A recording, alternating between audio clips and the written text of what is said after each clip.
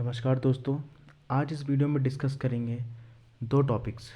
पहला है बेहद महत्वपूर्ण राष्ट्रीय आंदोलन और दूसरा है कांग्रेस के महत्वपूर्ण अधिवेशन।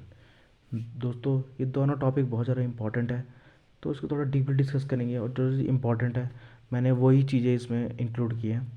तो आइए शुरू करते हैं। शुरू करने से पहले दोस्तों, अगर आपने इस चैनल को सब्सक्राइब नहीं किया है तो आप प्लीज़ इस चैनल को सब्सक्राइब कर दीजिए। और अगर वीडियो अच्छी लगे तो वीडियो को आप लाइक भी कर सकते हैं। अगर आपके कोई डाउट है तो कमेंट में लिख सकते हैं आप, और वीडियो को शेयर भी कर सकते हैं। तो दोस्तों शुरू करते हैं। सबसे पहले बात करते हैं स्वदेशी आंदोलन की। दोस्तों 1905 में जब लॉर्ड कर्जन द्वारा बंगाल विभाजन हुआ था तो उसके विरोध में यह आंदोलन शुरू हुआ था, स्वदेशी आंदोलन। दोस्तों इसमें स्वदेशी को अपनाने पे और जो विदेशी थे उसको बहिष्कार को बल दिया गया था इस आंदोलन के दौरान। दोस्तों इसके बाद बात करते हैं होम रूल आंदोलन। दोस्तों 1916 में तिलक, जो बाल गंगाधर तिलक थे, और एनी बेसेंट द्वारा आयरलैंड की तर्ज पर होम रूल प्राप्ति हेतु यह आंदोलन चलाया गया था, जो चोरा चोरी कांड घटना के बाद स्थगित कर दिया गया। दोस्तों होम रूल लीग, जो दो लीग खोली गई थी, एक तो महाराष्ट्र में खोली गई थी तिलक द्वारा और एक तमिलनाडु में खोली गई थी एनी बेसेंट द्वारा। दोनों ये दो लीग उसी 1916 में खोली गई थी, और ये शायद चोरा चोरी कांड के बाद इसको जो आंदोलन था उसको स्थगित करना पड़ा, जो हमारा होम रूल आंदोलन था। दोस्तों अब बात करते हैं बरदोली सत्याग्रह। बरदोली सत्याग्रह या बारदोली सत्याग्रह। दोस्तों इसी सत्याग्रह के बाद हमारे जो वल्लभ भाई पटेल है उनको सरदार की उपाधि दी गई। दोस्तों ये हुआ 1928 में। सरदार वल्लभ भाई पटेल द्वारा लगान वृद्धि के विरोध में यह आंदोलन चलाया गया, इसी के बाद इन्हें सरदार की उपाधि दी गई। दोस्तों अब बात करते हैं नमक सत्याग्रह की। 12 मार्च से 15 अप्रैल 1930 तक दांडी में नमक कानून तोड़ने हेतु गांधी जी द्वारा यह नमक सत्याग्रह आंदोलन चलाया गया था। कब तक चलाया गया था? 1930 में चलाया गया था दोस्तों। अब बात करते हैं सविनय अवज्ञा आंदोलन। ये बहुत महत्वपूर्ण आंदोलन है। यह चलाया गया था 6 अप्रैल 1930 को। गांधी जी द्वारा पूर्ण स्वतंत्रता हेतु चला प्रथम आंदोलन था, और ये चलाया गया था 1930 में, 6 अप्रैल 1930 को। प्रथम गोलमेज सम्मेलन। दोस्तों प्रथम गोलमेज सम्मेलन कब हुआ था? 12 नवंबर 1930 को हुआ था, लंदन के मैकडोनाल्ड की अध्यक्षता में। ठीक है, लंदन में मैकडोनाल्ड की अध्यक्षता में पहला गोलमेज सम्मेलन हुआ था। दोस्तों टोटल 3 गोलमेज सम्मेलन हुए थे, और गांधी जी ने सेकंड वाले गोलमेज सम्मेलन में भाग लिया था। और जो तीनों सम्मेलन में जिसने भाग लिया था वो थे भीमराव अंबेडकर जी, जिन्होंने तीनों गोलमेज सम्मेलन में भाग लिया था। दोस्तों अब बात करते हैं गांधी इरविन समझौता। दोस्तों सविनय अवज्ञा आंदोलन स्थगित करने के लिए गारवी स्थगित इसके बाद हो गया था गांधी इरविन समझौता, क्योंकि इरविन ने कुछ बात, गांधी जी की कुछ बात मानने के लिए उनसे कुछ समझौता किया, इसलिए इसके बाद सविनय अवज्ञा आंदोलन स्थगित हो गया था। इसके बाद दोस्तों बात करते हैं पूना पैक्ट की। दोस्तों ये हुआ था गांधी जी और भीमराव अंबेडकर के बीच सविनय अवज्ञा आंदोलन के बाद, यानी इरविन समझौता के बाद 1931 में अंबेडकर और गांधी जी के बीच में द्वितीय गोलमेज सम्मेलन 7 सितंबर 1931 में। द्वितीय गोलमेज सम्मेलन के दौरान ये पूना पैक्ट जो है गांधी जी और अंबेडकर जी के बीच हुआ था। अब आगे बात करते हैं भारत छोड़ो आंदोलन। दोस्तों 8 अगस्त 1942 को गांधी जी द्वारा अंग्रेज़ों को भारत से खदेड़ने हेतु यह आंदोलन चलाया गया था, क्योंकि जैसे जैसे हमारे देश में संविधान बनाने की मांग बढ़ रही थी, पूर्ण स्वतंत्रता की मांग बढ़ रही थी, तो 1941 में क्रिप्स मिशन आया, जिसके बाद उस क्रिप्स मिशन के बाद तो पूर्ण स्वराज की मांग बहुत ज़्यादा बढ़ गई थी, और गांधी जी ने भारत छोड़ो आंदोलन शुरू कर दिया था। अब बात करते हैं नौसेना विद्रोह। दोस्तों 1946 में बम्बई भारतीय नौसैनिकों से भेदभाव के विरुद्ध में यह नौसेना विद्रोह चलाया गया। कब चलाया गया? 1946 में। तो दोस्तों ये तो रहे राष्ट्रीय आंदोलन। अब बात करते हैं हमारे कांग्रेस के महत्वपूर्ण अधिवेशन के बारे में। दोस्तों कांग्रेस का जो प्रथम अधिवेशन था वो 1885 में बम्बई में हुआ था, जिसकी अध्यक्षता की थी WC बैनर्जी ने। इसमें कुल 72 प्रतिनिधियों ने भाग लिया था। यह कुल 72 प्रतिनिधियों की सभा थी। और दोस्तों द्वितीय जो हमारा अधिवेशन था वो उसी के एक साल बाद 1886 में हुआ था, और ये कलकत्ता में हुआ। पहला बम्बई में, दूसरा कलकत्ता में। और उसके अध्यक्ष थे दादा भाई नेहरू जी, और ये प्रथम पारसी अध्यक्ष थे।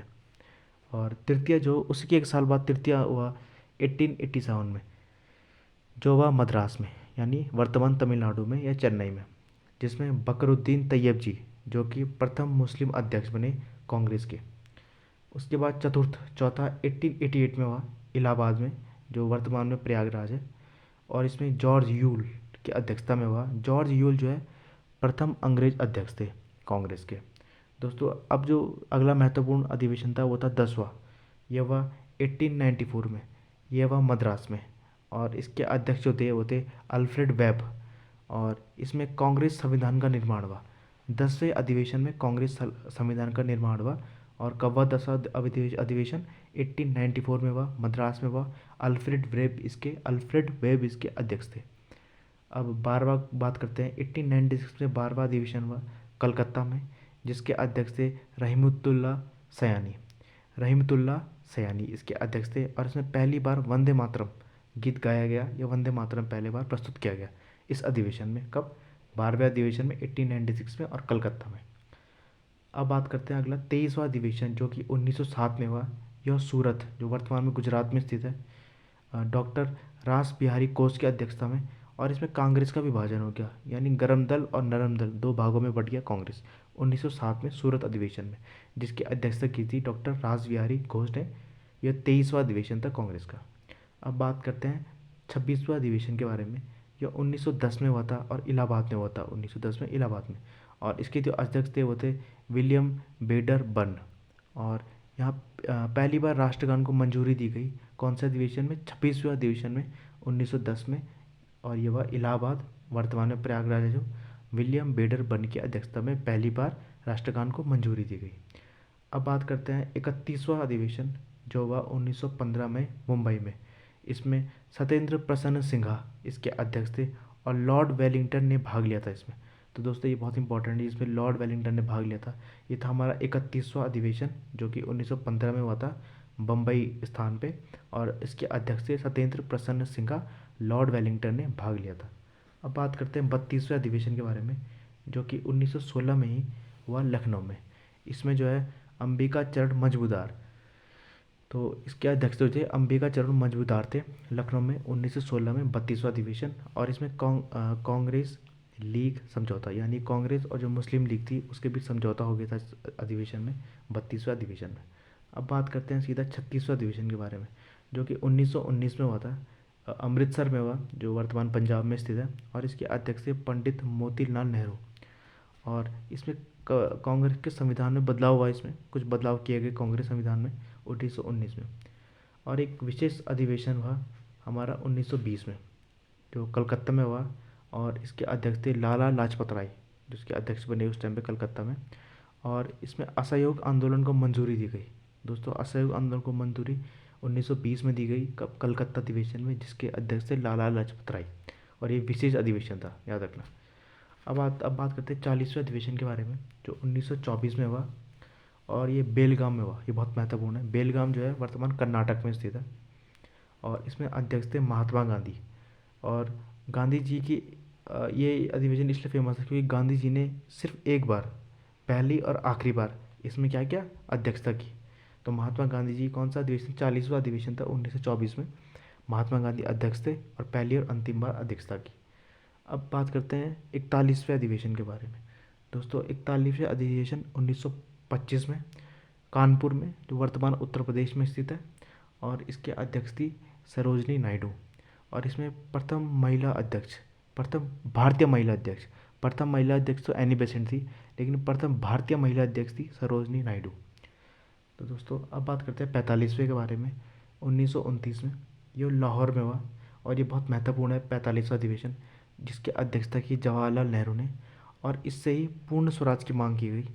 और इसी इसी अधिवेशन के बाद 26 जनवरी 1930 को भारत उस दिन झंडा फहराया गया। तो इसी 26 जनवरी की डेट के कारण ही हम गणतंत्र दिवस मनाते हैं। उस दिन एक तरह से हमने आज़ादी की घोषणा कर दी थी, 26 जनवरी 1930 को। अब बात करते हैं 51वां, जो कि 1937 में अधिवेशन हुआ, फैजपुर में अधिवेशन हुआ। और इसके अध्यक्ष भी जवाहरलाल नेहरू रहे। और इसमें गाँव में आयोजित अधिवेशन था। यह अधिवेशन गाँव में आयोजित हुआ, फैजपुर में गाँव में आयोजित हुआ ये अधिवेशन। और इसकी अध्यक्षता किसने की? जवाहरलाल नेहरू ने। 51वां अधिवेशन था और 1937। अब बात करते हैं 55th अधिवेशन की 1946 में, यह मेरठ में, और इसकी मेरठ में हुआ 55th अधिवेशन, और इसकी अध्यक्षता की आचार्य कृपलानी ने। और ये इसके किस लिए खास था? ये खास था आज़ादी के समय अध्यक्ष। तो आज़ादी की हमको मिलने वाली थी, मतलब मिली गई थी लगभग, तो 1947 को हम ऑफिशियली आज़ाद हो गए थे। तो उस समय अध्यक्ष कौन थे इसके? इसके थे आचार्य कृपलानी। दोस्तों, इस वीडियो में इतना ही है। अगर आपको वीडियो अच्छी लगी तो आप सब्सक्राइब कर सकते हैं चैनल को, और वीडियो को लाइक कर सकते हैं, और वीडियो को शेयर कीजिए, कमेंट कीजिए। Thank you guys, thank you so much.